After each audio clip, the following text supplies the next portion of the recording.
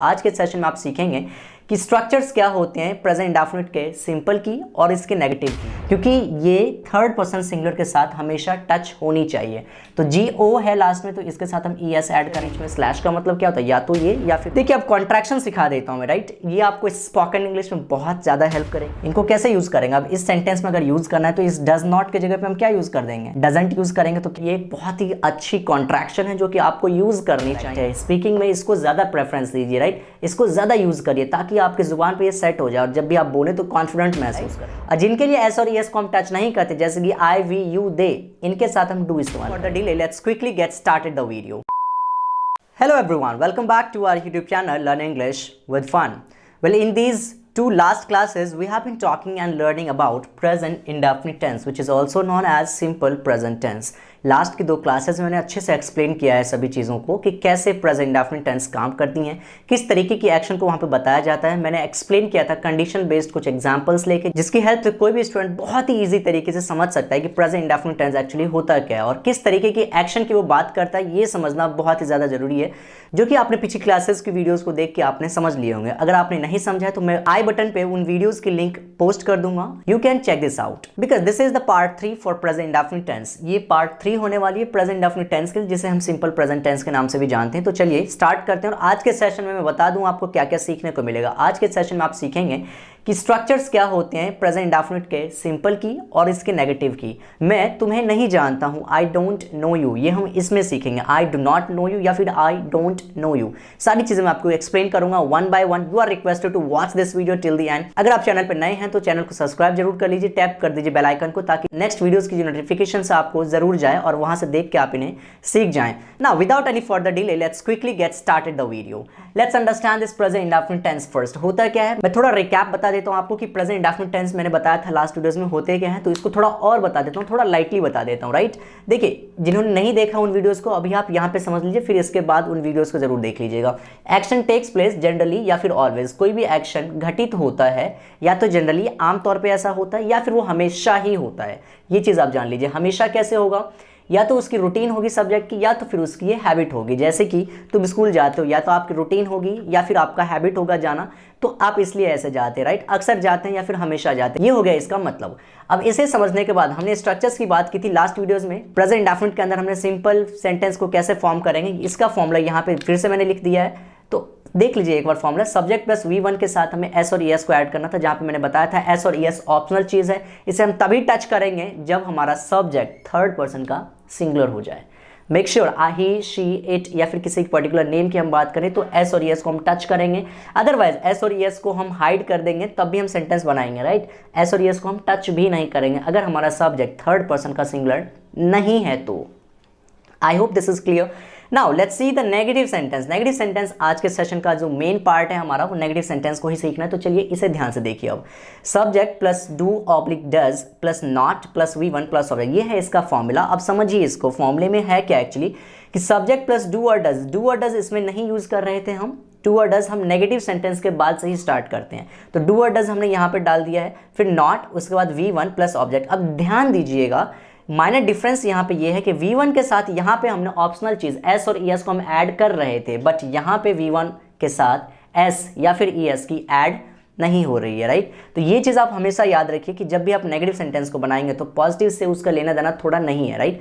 क्यों नहीं है, क्योंकि यहाँ पे हमने V1 के साथ S और ES को ऐड किया था, बट यहाँ पे हमें पता चल रहा है कि S और ES को V1 के साथ ऐड नहीं करेंगे। रीजन बस सिंपल है, क्योंकि यहाँ पे इसका जगह इसने ले लिया, राइट। डू और डज ने इसकी जगह ले ली है और इसको डालने के बाद हमें यहाँ पे S और ES लगाने की कोई ज़रूरत नहीं है। आई होप कि आपको ये चीज़ समझ में आ गई होंगी। अभी हम एग्जाम्पल लेंगे तो आपको और अच्छे से क्लियर हो जाएंगी। पहले आप ये समझ लीजिए कि सब्जेक्ट के बाद डू और डज जब लगाएंगे तो डू और डज दो चीज़ें यहाँ पे, तो डू कहाँ लगाना और डज कहाँ लगाना है, पहले आप ये समझ लीजिए। अब डू और डज के बारे में जान लीजिए थोड़ा, क्या होती है और कहाँ पे हमें यूज़ करना चाहिए। डज जो हम यूज़ करेंगे वो हम यूज़ करेंगे अपने थर्ड पर्सन के सिंगुलर नंबर के साथ। अब मैं आपको बता दूं, थर्ड पर्सन का सिंगुलर नंबर आपको नहीं पता है तो पर्सन चैप्टर की लिंक भी आपको डिस्क्रिप्शन बॉक्स में मिल जाएगी, या फिर मैं यहाँ आई बटन पे दे दूंगा, आप क्लिक करिए वहाँ पे और देख लीजिए कि पर्सन चैप्टर में क्या पढ़ते हैं। और वहाँ पे थर्ड पर्सन सिंगुलर बहुत अच्छे से एक्सप्लेन किया गया, आपको एक वीडियो में ही समझ में आ जाएगी। हालांकि अभी मैं आपको बता देता हूँ थर्ड पर्सन सिंगुलर में कौन कौन से सब्जेक्ट्स आते हैं। ही, शी, इट या फिर एक कोई नाम, किसी इंसान का नाम ले लेते हैं, जैसे कि आपका नाम हो सकता है जूली हो, आपका नाम हो सकता है जॉनसन हो, तो आप इसको कंसिडर करिए कि नेम जब हम बात करेंगे पर्टिकुलर किसी सिंगल पर्सन की नेम की हम बात करेंगे तो वहां पे हमें डज इस्तेमाल करना है। आई होप कि आपको ये समझ में आ गई होंगी कि डज कहाँ यूज करना है, ही शी इट या फिर किसी नेम के साथ किसी भी एक सिंगल इंसान का नाम है वहां पे, तो हम वहां पे क्या यूज करेंगे, डज को इस्तेमाल करेंगे और उसके बाद नॉट लगाएंगे। अब डू के बारे में समझिए, डू के बारे में क्या है कि रिमेनिंग सब्जेक्ट्स, रिमेनिंग का मतलब होता है बची हुई सब्जेक्ट्स, राइट। तो बचे हुए जितने भी सब्जेक्ट्स हमारे पास, मतलब कि ही शी इट और नाम को छोड़ के, जितने भी सिंगुलर को छोड़ के हमारे पास जो बचे हुए सब्जेक्ट्स है, जैसे कि आई, वी, यू, दे और एटसेट्रा और कोई भी प्लूरल चीज, तो उन सभी के साथ हम क्या यूज करेंगे, डू को इस्तेमाल करेंगे, अदरवाइज डज को इस्तेमाल करेंगे। आई होप कि यहां तक सारी चीजें क्लियर है आपको। अगर नहीं क्लियर है तो फिर से एक बार देख लीजिए, वीडियो को बैक करके देख लीजिए, समझिए इन सभी चीजों को, because these are very important. Do और डज को समझना यहाँ पे बहुत ही ज्यादा जरूरी है। इसको बिना समझे आप सेंटेंसेस की फॉर्मेशन नहीं कर पाएंगे, that's my guarantee. So make sure that you pay attention at these two concepts, right. Does और डू कहाँ यूज करना है, इन कॉन्सेप्ट्स को फिर से बैक करके, अगर नहीं समझ में आए तो फिर से बैक कर लीजिए, वीडियो को पॉज करके थोड़ा बैक कर लीजिए और समझिए उन सभी चीजों। तो मेक श्योर कि आप 100% जब हो जाए तभी कंटिन्यू करें। Now will try to make some sentences in front of you so that you can understand that how to translate them in English. चलिए, पॉजिटिव सेंटेंस की हमने एग्जांपल की बात कर ली थी लास्ट क्लास में, अभी फिर से मैं एक सेंटेंस पिक करता हूं, जैसे कि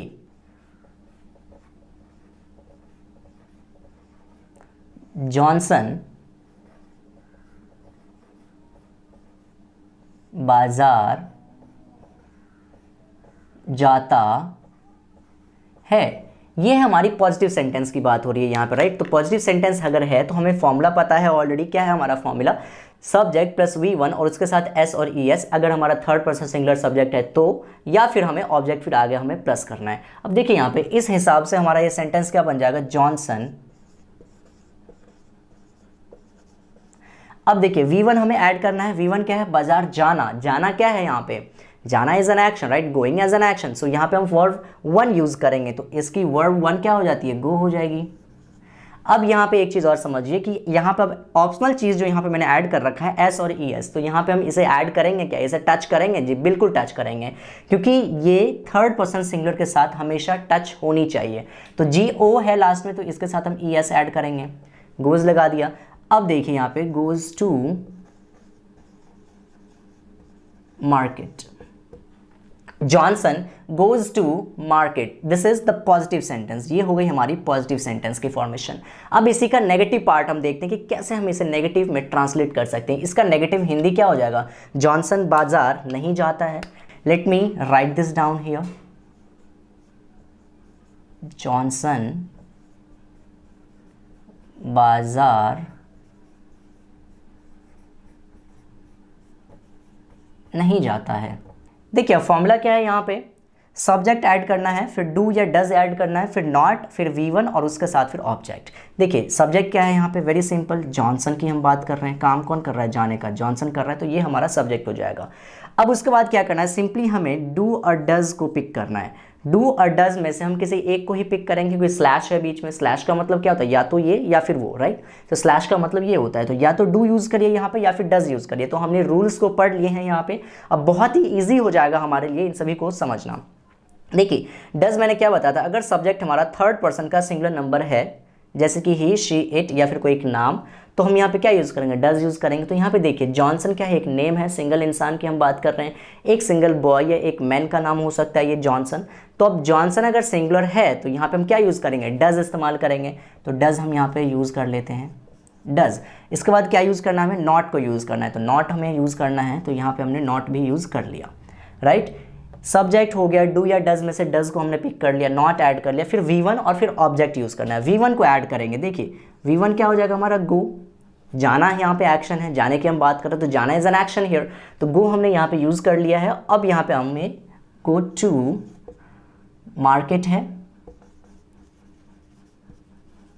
गो to market. Johnson does not go to market. यहाँ पे आप एक चीज़ और समझिए कि अब यहाँ पे गो के साथ मैंने यहाँ पे तो ES लगाया था, बट यहाँ पे ES नहीं लगाया, क्योंकि ये रूल है नेगेटिव सेंटेंस के पास।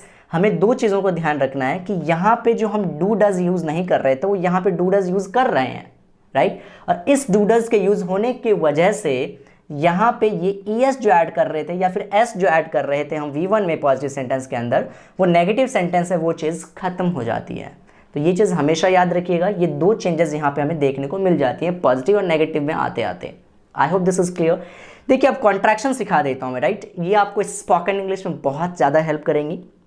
Just try to understand here. देखिए डू प्लस नॉट, इसे हम कहेंगे डोंट, राइट। इसे हम क्या कहेंगे, डोंट। और दूसरा क्या है, डज प्लस नॉट, इसे हम क्या कहेंगे, डजंट कहेंगे। अब चलिए इनको यूज़ भी करना सिखा देता हूँ मैं आपको। इनको कैसे यूज़ करेंगे, अब इस सेंटेंस में अगर यूज़ करना है तो इस डज नॉट के जगह पे हम क्या यूज़ कर देंगे, डजंट यूज़ करेंगे। तो क्या हो जाएगा पूरा सेंटेंस हमारा, Johnson doesn't go to market. I hope this is clear, right. तो डज नॉट के जगह पे हमने क्या यूज कर दिया, यहाँ पे डजंट यूज कर दिया। ये एक बहुत ही अच्छी कॉन्ट्रैक्शन है जो कि आपको यूज करनी चाहिए अपनी स्पीकिंग एक्टिविटीज के दौरान। If you use this will make you very comfortable, right. ये बहुत ही कंफर्टेबिलिटी हमें महसूस कराती है और बहुत कॉन्फिडेंट हमें लगता है कि जब भी हम कॉन्ट्रैक्शंस को अपने स्पीकिंग में इस्तेमाल करने लग जाते हैं। It's very helpful to use. Now let's understand something else, that यहाँ पे थर्ड पर्सन की सिंगुलर हम सब्जेक्ट ले रहे थे तो हमें डू डज में से डज को यूज़ करना था, राइट। अब हम एक कोई ऐसा एग्जाम्पल लेते हैं जहाँ पे डू को इस्तेमाल करने की ज़रूरत पड़ेगी। तो हम एक ऐसा एग्जाम्पल चूज़ करते हैं। देखिए यहाँ पे मैंने बोला हम लोग अंग्रेजी बोलते हैं, हम लोग अंग्रेजी बोलते हैं। अब यहाँ पे ये सिंपल है, राइट। पॉजिटिव सेंटेंस है तो पॉजिटिव के लिए फॉर्मूला क्या है, सब्जेक्ट प्लस V1 में एस और ES फिर ऑब्जेक्ट। सिंपली यहाँ पे हम क्या बनाएंगे, वी स्पीक, V1 डाल दिया। अब यहाँ पे एस और ES लगाएंगे क्या, बिल्कुल टच भी नहीं कर सकते हैं, क्योंकि ये प्रॉपर्टी किसकी है, मैंने क्या बताया था पिछली वीडियो में, ये प्रॉपर्टी है हमारी थर्ड पर्सन के सिंगुलर नंबर के लिए। तो एस और ES केवल थर्ड पर्सन के सिंगुलर नंबर के लिए ही अवेलेबल है, राइट। तो इसको याद रखिए कि जब भी थर्ड पर्सन का सिंगुलर अगर यहाँ पे नहीं है तो हम इसे एस और ES को टच भी नहीं करेंगे। और वी क्या है हमारा, फर्स्ट पर्सन का प्लूरल नंबर है, तो इसलिए इसमें हम यूज नहीं करेंगे, ध्यान रखिएगा। तो we speak English, we speak English, object क्या हो जाएगा हमारा, English. This is the complete sentence right now here. Okay, now let's try to make its negative format. इसकी नेगेटिव फॉर्म क्या हो जाएगी, इसका नेगेटिव सेंटेंस क्या हो जाएगा, हम लोग अंग्रेजी बोलते हैं। हिंदी में क्या हो जाएगी इसकी नेगेटिव, हम लोग अंग्रेजी नहीं बोलते हैं। ये हो जाएगी इसकी हिंदी में नेगेटिव। अब इसकी इंग्लिश में नेगेटिव हम कैसे ट्रांसलेट करेंगे, इसका फॉर्मूला क्या है, सब्जेक्ट के बाद हमें डू या डज इस्तेमाल करना है according to the rule. Third person singular हुआ तो डज यूज करेंगे, और अगर रिमेनिंग सब्जेक्ट कुछ और हुई तो वहां पे डू यूज करेंगे। चलिए अब बनाते हैं इसको। तो इसका जो नेगेटिव सेंटेंस हो जाएगा वो होगा वी, सब्जेक्ट हमने ऐड कर दिया, इसके बाद हमें डू या डज यूज करना है। तो वी कैसा सब्जेक्ट है, फर्स्ट पर्सन का प्लूरल नंबर है, तो इसके साथ हम क्या यूज करेंगे, ऑफ कोर्स डू यूज करेंगे। फिर उसके बाद हमें नॉट को ऐड करना है, V1 यूज करना है। वी क्या है, स्पीक, बोलना क्या है, यहाँ पे वर्ब 1 है, इंग्लिश ऑब्जेक्ट। अब यहाँ पे एक चीज़ यहाँ पे कंसिडर करिए, ध्यान दीजिए। यहाँ पे डू नॉट को हमने क्या पढ़ा है, अभी यहाँ पे क्या बोलना है, डू प्लस नॉट को हम क्या बोलेंगे, डोंट बोल सकते हैं, right. So the complete sentence here will become we don't speak English, we don't speak English, we don't speak English. क्या मतलब है इसका, वी डोंट स्पीक इंग्लिश, हम लोग अंग्रेजी नहीं बोलते हैं। ये कॉन्ट्रैक्टेड फॉर्म है। कॉन्ट्रैक्टेड फॉर्म स्पीकिंग के टाइम पर बहुत ही ज़्यादा मज़ा आता है बोलने में, राइट। अगर आपने सीख लिया तो you will also enjoy by speaking this contractions, right. So make sure कि आप इनको अच्छे तरह से यूज़ किया करिए, राइट। जैसे आप हैबिट में आ जाएंगे तो you will be habitual of using this all the contractions, और इससे आपकी स्पीकिंग बहुत ही ज़्यादा एनहांस होंगी। This will make you very confident while speaking और talking to someone in English, right. So make sure about this. We don't speak English, ये दोनों सेंटेंस सेम है। सिंपली हमने किया क्या है, यहाँ पे डू नॉट को हमने कॉन्ट्रैक्ट कर दिया है। कॉन्ट्रैक्शन इसका क्या होता है, डू नॉट को हम डोंट बोलेंगे और डज नॉट को डजंट बोलेंगे। यहाँ पे डज नॉट के बारे में मैंने बताया था, डजंट गो टू मार्केट बोल सकते हैं, Johnson doesn't go to market, we do not speak English. अच्छा देखिए, अब सभी सब्जेक्ट्स पे अगर हम ट्राई करें बनाने के लिए, ही के साथ क्या हो जाएगा, ही स्पीक्स इंग्लिश। शी के साथ क्या होगा, शी स्पीक्स इंग्लिश। इट के साथ क्या, इट तो कोई बोल नहीं सकता है, बट हम काम की बात कर सकते हैं। जैसे कि हमने बोल दिया यह काम करता है या फिर यह चलता है, तो इट वर्क्स बोलेंगे, इट वर्क्स। किसी नेम के लिए हम कर सकते हैं, तो जॉनसन डज नॉट लिया था हमने, तो यहाँ पे क्या हो जाएगा, जॉनसन स्पीक्स इंग्लिश। इसकी नेगेटिव क्या हो जाएगी, Johnson does not speak English या फिर Johnson doesn't speak English. I hope this is clear, right. तो आप ऐसे ही सेंटेंसेस को अलग अलग तरीके से फॉर्म कर सकते हैं अब without any problem. Now I hope कि यहां तक की सारी चीजें आपको बहुत अच्छे से क्लियर हो चुकी होंगी। चलिए अब कुछ और सेंटेंसेस लेते हैं जिसकी हेल्प से हम ट्राई करेंगे और भी अच्छे से समझने के लिए। तो let's continue. Alright, so now will take some examples to understand it deeply. थोड़ा और एग्जांपल्स की हेल्प से हम कुछ और डीपली जाके हम समझने की कोशिश करते हैं। देखिए कैसे सेंटेंसेस बनाए जाते हैं। मैंने एक सेंटेंस लिया, गाय दूध देती है। अच्छा, यहाँ पे गाय दूध देती है का मतलब क्या है? यहाँ पे किसी हम एक पर्टिकुलर गाय की बात कर रहे हैं क्या? जी नहीं, बिल्कुल बात नहीं कर रहे हैं। गाय एक पूरी कम्युनिटी की हम बात कर रहे हैं, मतलब कि ये एक यहाँ पे कॉमन नाउन है।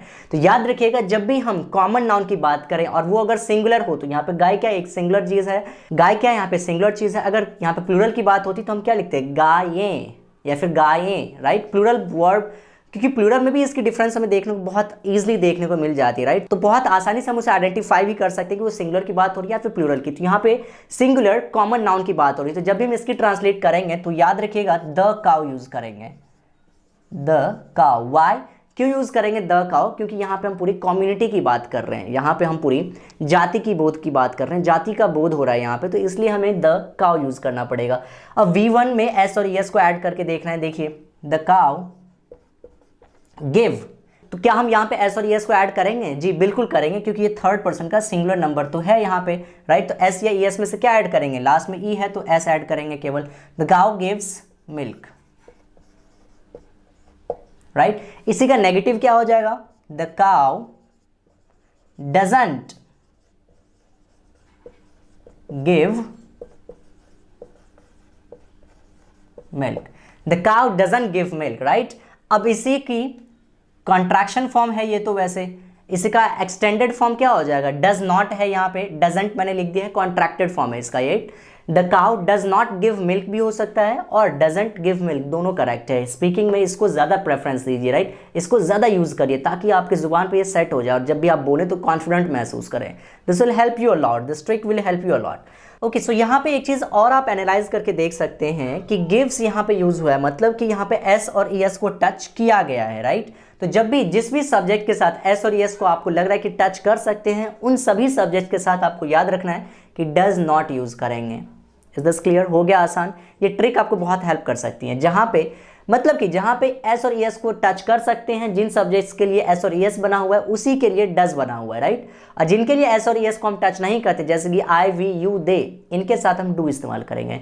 हो गया काम फिनिश, राइट। बहुत ईजी बन गया अब ये। अब आप बहुत आसानी से इसे याद रख सकते हैं। ट्रिक बहुत हेल्प करेंगी आपको इन सभी चीज़ों को मेमोराइज करने में, और ताकि आप भूल ना पाए। यही तो रीज़न है मैं कि इतने सारे ट्रिक्स आपको बता रहा हूँ, राइट। यही रीज़न है कि मैं आपको इतने सारे ट्रिक्स के साथ चैप्टर की स्टडी करवा रहा हूँ, ताकि आप इन सभी चीज़ों को बहुत आसानी से मेमोराइज कर सके, माइंड में इसको सेट कर सके और भूल ना पाए इनको, right. So this is very important. चलिए अब कुछ और एग्जाम्पल लेते हैं। जैसे कि मैंने एक एग्जाम्पल ले लिया। For example if I right the next sentence here, the sentence is तुम्हारा भाई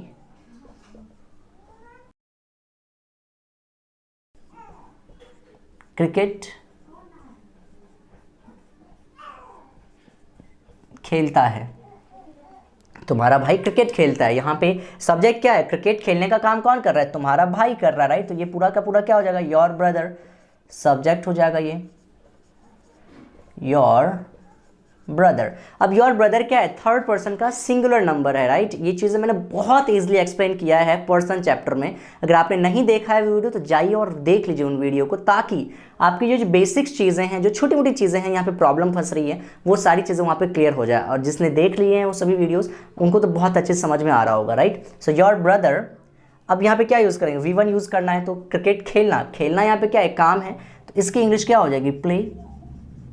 इसके साथ एस और एस को ऐड करेंगे? जी बिल्कुल करेंगे, एस ऐड कर दिया हमने, क्योंकि ये थर्ड पर्सन का सिंगुलर है। Your brother pledge cricket. Negative क्या हो जाएगा इसका? Your brother does not play cricket. अब डज नॉट है यहाँ पे, इसको हम कॉन्ट्रैक्शन में क्या लिख सकते हैं? डजंट। तो एक और सेंटेंस बन जाएगा, your brother doesn't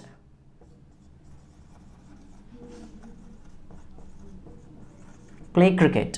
I hope this is clear right. अगर यहाँ पे ये होता तुम्हारे भाई लोग, तो जब हम एक से ज़्यादा भाइयों की बात करेंगे, तुम्हारे भाई लोग, मान लीजिए आपके 3-4 भाई हैं और मैं उनके बारे में बात कर रहा हूँ आपसे कि तुम्हारे भाई लोग क्रिकेट खेलते हैं, तो क्या हो जाएगा, योर ब्रदर्स प्ले क्रिकेट, क्योंकि ये थर्ड पर्सन का सिंगुलर नहीं बचेगा फिर राइट, सिंगुलर से वो क्या हो जाएगा, प्लूरल हो जाएगा, तो क्या बन जाएगा वो, your brothers play cricket, your brother don't play, sorry, your brothers don't play cricket, या फिर your brothers don't play cricket, मतलब कि यहाँ पे प्लूरल बन जाएगी चीज़ें, और जैसे ही ये प्लूरल बना तो यहाँ पे प्लेज में से एस हट जाएगा, डज नॉट कन्वर्ट हो जाएगा, डू नॉट यूज करेंगे हम राइट। तो your brothers don't play cricket, तो याद रखिए हमेशा जहाँ पे थर्ड पर्सन सिंगुलर की बात हो वहाँ पे हम डज यूज करेंगे, और जहाँ पे रेस्ट ऑफ द सब्जेक्ट्स की बात हो वहाँ पे हम डू यूज करेंगे।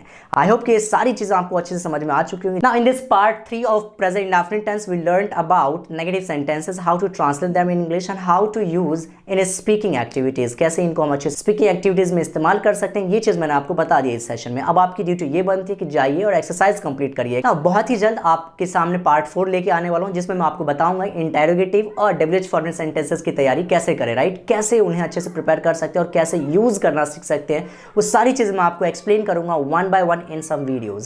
So make sure that you hit the bell icon before you leave this video, right? Subscribe button दबा लीजिए, बेल आइकन को टैप कर लीजिए, ताकि आने वाली नोटिफिकेशंस जो है आपको जल्दी मिले और फटाफट मिलते जाए और सीखते जाएं आप, राइट?